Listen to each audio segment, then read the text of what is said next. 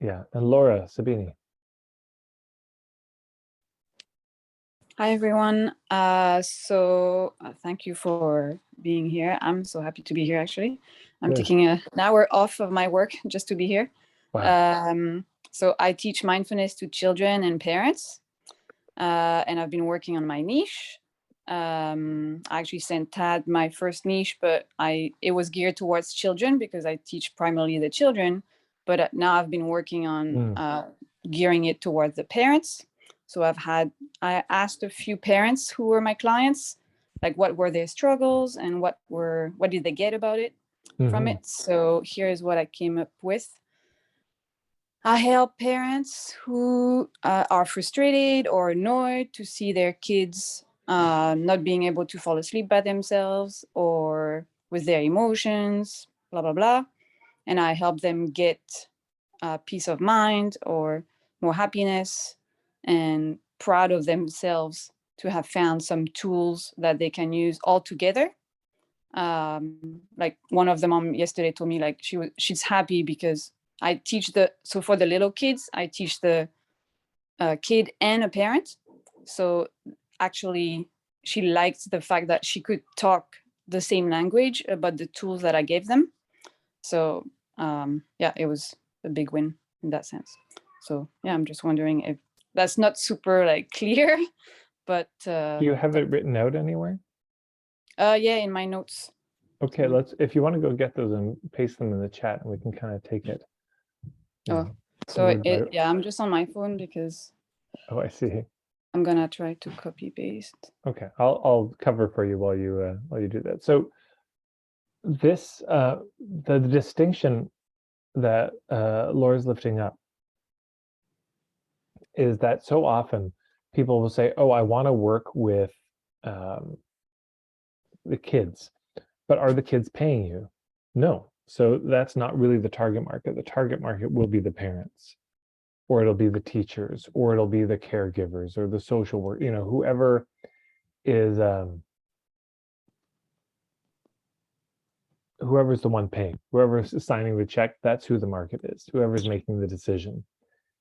So this is really important for us to clarify. FedEx made this rookie mistake in the very beginning where they thought their clients would be the CEOs of the corporations.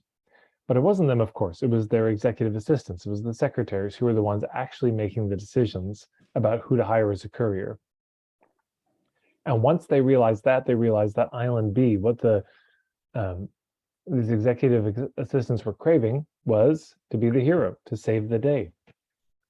We have to get this to across the country by tomorrow. Can you do it? And they would do it. And the CEO maybe never even heard of FedEx. This was a new thing, this kind of overnight delivery. And so wow, oh my God, how did you get that there overnight? That's incredible. So once we realize who we're really trying to reach, it frees us up. A similar thing, I've talked with people who say, oh, I do team building retreats. And so they write everything for the people in the corporations who might attend their team building retreat, but really it's the HR person, it's the CEO, the executive director of the nonprofit. It's that's the person. So you're trying to write the materials through their eyes. So this is really critical. Okay, so Laura's pasted it in. She says, I help parents or moms frustrated, annoyed, and out of ideas, can't find a solution to their children's emotional regulation of falling asleep by themselves or with opposition. They're looking for the next thing that will work for the kids and themselves to get happy, glad, pleased, thankful, and proud that they have some new practical tools for the whole family, because now they talk the same language too. Okay, this is great. Let's have this as the foundation. Here's the exercise I want to give everybody, is for everybody to try to rewrite that in your own words and see if you can hone it a little bit, clarify it. And part of this is, as you rewrite it, Laura may read it and say, no, they completely missed the boat. And that's great. That's good news, because that actually helps Laura clarify what she means. It's amazing how often we articulate what we do and people hear it and say, oh, I get it. Oh, you do Tantra. You host sex parties. And it's like, wow, no, that's not what I do, But people will they'll read in their own things. They'll read it the way they want to read it. And so there's a lot of labor to just make sure it's clear. So minimal chance for misinterpretation. And also that it's clear in terms of they're not confused, because the confused mind says no. So if people read, this is the very beginning, this kind of a write-up. I just did a video, it'll come out in a little bit. It's a metaphor that's been coming to me in workshops. Like, imagine you want to have a friend over for dinner. Well, there's going to be 3 things you need. 1, you're going to need the dinner, obviously. 2, you're going to need a house to host them in. And 3, you're going to need a key to get in the house. All 3 of those are of equal importance. No one of them is, you take out any one of those and you see how it all falls apart. No key, but you can't get in the house. No house, well, you've got a key, you've got dinner, but maybe it's raining, and what are you going to do? You've got no shelter. And also, if you got the key in the house but there's no food, well, just disappointment for them. So we want all 3 of those, and they're all equal in importance, but they are not equal in volume. Yeah, they're not equal in their weight. The house is the biggest thing. The key is so tiny, it's so small, and you could lose it, and we often do. But without the key, you don't get into the house. Without the key, the whole thing stops. And so a statement like this is a key. And if it's confusing, it's like a key where they didn't cut it quite right. Those keys where they stick and you have to work it for 5 minutes just to get it. It works, but barely. We don't want that. Because you all know there's that kind of key, but then there's the kind of key on a lock where you slip it and just click, click, and it's so smooth. Just like, oh, I'll do that again. That was so smooth and easy. That's what we want. So, of course, I've been talking to give you a little bit of time, but let me give you all a minute or so to just try to write this out now. Try to restate what she said, and then I'll reread them, and we'll just see how they land for Laura, and we'll see if we can't all come up with some other version to clarify, because I promise you this, Laura can't do this. It's impossible. It's very difficult to edit your own stuff. We're all too close to our own stuff. So you, knowing nothing about her business, are in a much better position to help her than she is. So I'm going to stop recording. Well, actually, no, we'll just keep going. I'll just be quiet for 2 minutes, and let's see what you can come up with.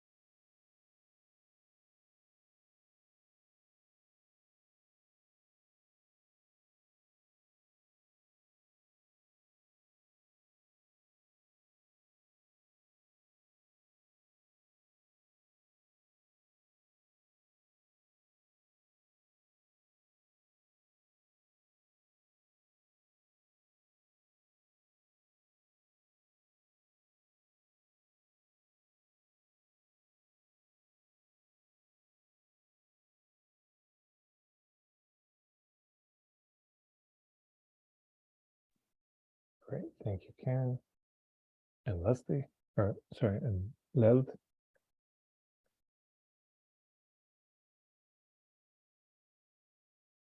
And Amber. Okay, so I'm going to dive in. We're going to go through these. And if you have another one, please feel free to add it to the list. Vicky, thank you very much. And Annika, wonderful, wonderful. Okay. So we'll start from the top here. So I help parents and moms, frustrated, annoyed, out of ideas, can't find a solution to their children's emotional regulation, or falling asleep by themselves or with opposition. they're looking for the next thing that will work for their kids and themselves, to get happy, glad, pleased, thankful, proud, that they found some new practical tools for the whole family, because now they now can talk the same language too. So part of this is we'd want to make this a little bit more concise, because there's a few places at the beginning, where there's a list of words, the feelings they're feeling, and we probably want to just hone in on one of them, and that would trim it down a bit. There's also some of the language is a bit not quite academic, but a little bit what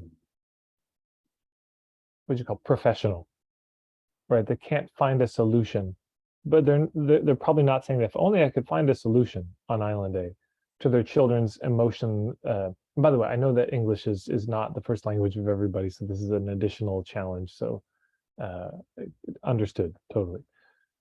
But so children's emotional regulation is a fairly diagnostic term.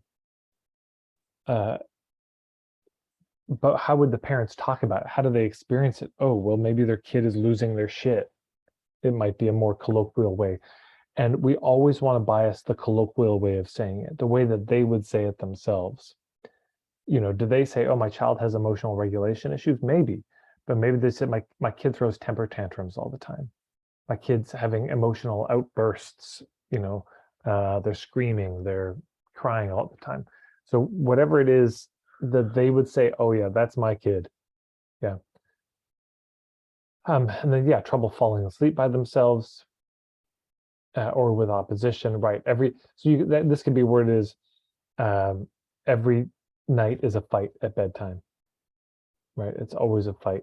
It's always a struggle, and they're just exhausted with it.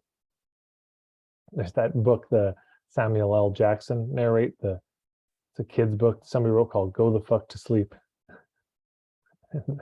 I think your clients would deeply resonate with that book. So they're looking for the next thing that will work for the kids and themselves, right? But to what? Work to what? What will it achieve is the big question. Or they want to find some new practical tools to achieve what? What's the result for the whole family? This is also interesting. Are they looking for tools for the whole family? Are they sitting there thinking, if only I could have the same language as my kid and find tools that we could share together? My guess is that's your diagnosis. That's not what they're craving. Yeah.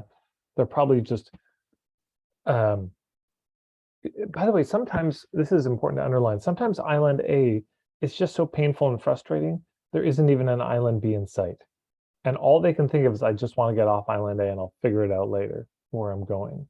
Yeah, if you're in a lot of pain, sometimes just the end of pain is the result. So it might just be, I work with parents who are just at their wits' end, who are just pulling their hair out because their kid is having emotional outbursts all the time. Every night is a fight putting them to bed, and they just don't know what to do.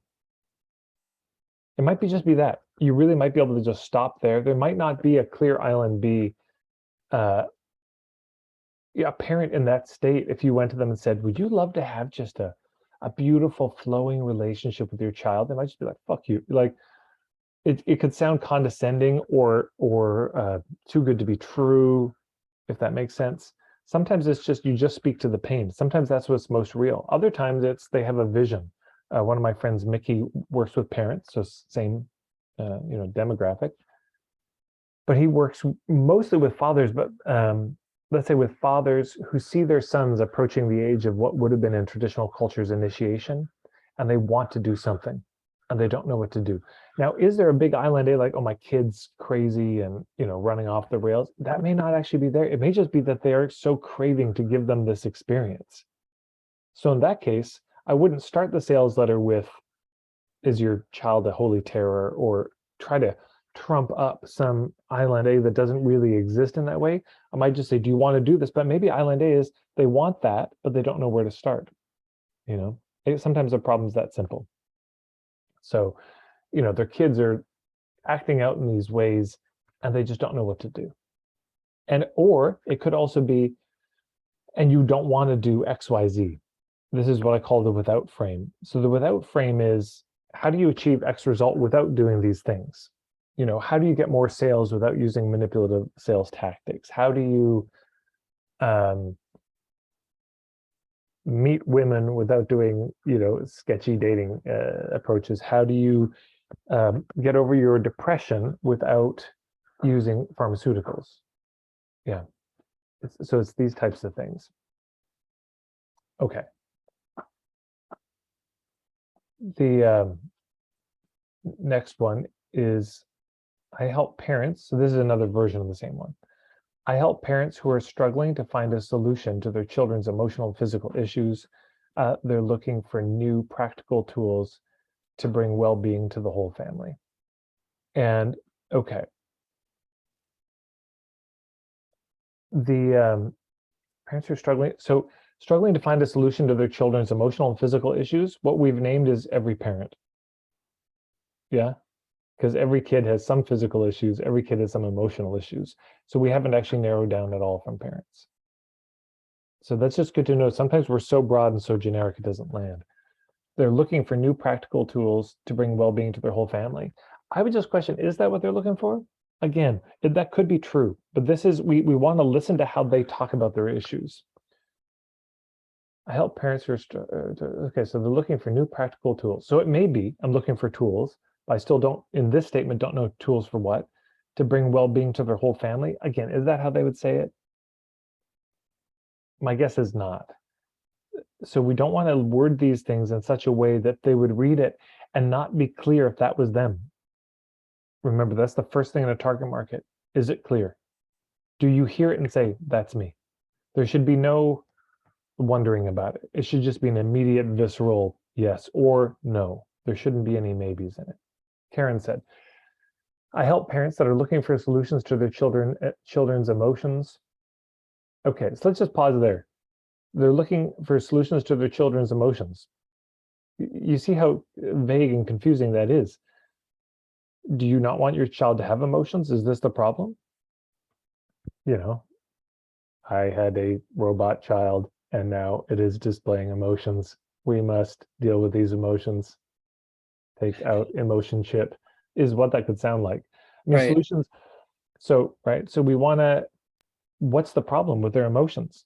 All we've named is that there are children, they have emotions, but I don't see the problem. We've named a situation, but not the problem. And then looking for solutions to their children's communication. God, if my kid would just stop communicating with me, would you just stop talking? I'll give you food. Just stop. And non-verbally, don't do that either.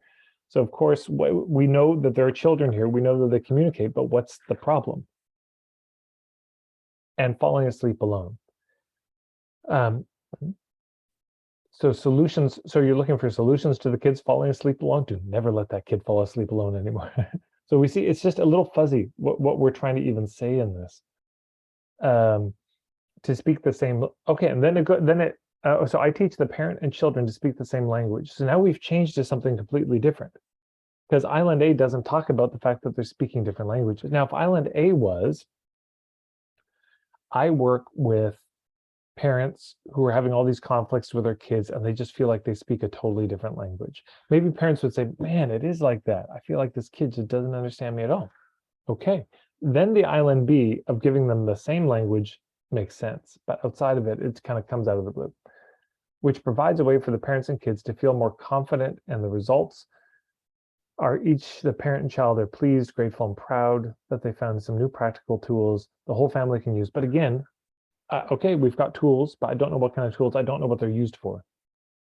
So you see the trouble of this. And by the way, I hope you, I'm not trying to harsh on anybody. I'm just trying to help us see how tricky this is, how easy it is to go astray on all of this. Here was the next version of it. I help parents to connect to their emotions to regulate so they can model emotional regulation to their children. I help them find peace and harmony within themselves and with their children. So this is a complete redo of it. And this now is Leld's point of view on the whole situation. And so point of view is, again, our parents coming to Laura saying, God, if only I could connect to my emotions and regulate myself so I could model emotional regulation of my kids. It might be. I'm really not knocking that. That could be the case. But if it's not the case, then we're talking, you see the clarity isn't there. They're not going to recognize themselves and say, oh, that's me. We don't want to be talking about something they don't even want. Yeah. I help them find peace and harmony within themselves and with their children. Is that what they want? Maybe. Maybe peace and harmony are the thing. But again, this could be worded much more colloquially. Like I help parents who are really struggling with their kids to just finally get some fucking peace. That could be it. But again, it's the question is always, how do they see it? Amber said, parents who are struggling to support their children through challenging issues or conflict. Again, so one of the tactics that you can use is just to tag like 3 of the challenging issues. So so parents who are struggling to support their children through challenging issues such as ... I thought we were just supposed to be summarizing what we heard from what she said. I wasn't trying to create a new statement. Oh, I see. Okay. And I did the same thing, actually. That's why I was rewriting hers, not starting it fresh. Okay. It could be my bad in the instructions, but it's good to see all the ways that it can miss. This is helpful. This is important to see that even in trying to summarize it. Yeah, it's yeah. So, right, what are the challenging issues? If you can give a top 3 examples, it's helpful. The root seems to be a difficulty in finding the right words when communicating. Okay, so that's interesting. That's a different articulation of the initial statement of finding the same language. In some ways, for that one lands more for me than this idea of finding a common language. Are the parents sitting there like, if only we could find the same language? Maybe they're saying like, I don't know what to say. So maybe that's it. So that's another example of something that could be said. Vicky said, I work with frustrated and angry parents and children who are all out of ideas on how to look after their children and parents' emotional and mental well-being. So that's interesting. So this speaks to the idea of what's the perfect moment. And the perfect moment may be, that's it, where I'm just done. I'm out of ideas. I'm standing at the edge of the cliff. I'm at the end of my rope. I just don't have anything else. That's a very recognizable moment, which is what we're going for, something they would recognize. So angry and frustrated parents and children. I mean, are the kids angry and frustrated? I don't know. But again, if we focus on the parents, so it's like I work with parents who are just all out of ideas in how to look after, but again, how to look after their children's emotional, mental well-being, a bit diagnostic. But the idea of, I work with parents whose kids are having tantrums all the time, and every night sending them to bed is a battle, and they're just out of ideas. They've tried everything and nothing's working. Is an example that to me could work. By using mindfulness, we use tools that bring back well-being, great night's sleep, and happiness to the whole family. Gets a bit into the diagnosis, yeah. I help parents who have children with sleep problems due to emotional issues. Helping the kids with those problems will bring connection and well-being for the whole family. So that just goes into that last part, helping will bring connection and well-being for the whole family, is what I call Island C. Are they craving it? It's sort of down the road. It's what you might want for them, but maybe that's not the way they would say it. So, oh, now I see Amber's like, can I retract my submission? I don't want feedback on it. Too late. I missed it. So there you go. So that's a bunch of examples of this. Thank you, everyone, for contributing. It's good to see how it's so hard to get to clarity. This is very difficult. Once you're there, you read it and you think, oh, well, that's easy. That's so clear. And you don't see how much work it took to get there. And it often takes an immense amount of work to get to something really simple. That you would read and just think, in no way did anyone bust their head for 3 months trying to articulate something so easy. But that's the trick, yeah. Okay, so thank you, everybody.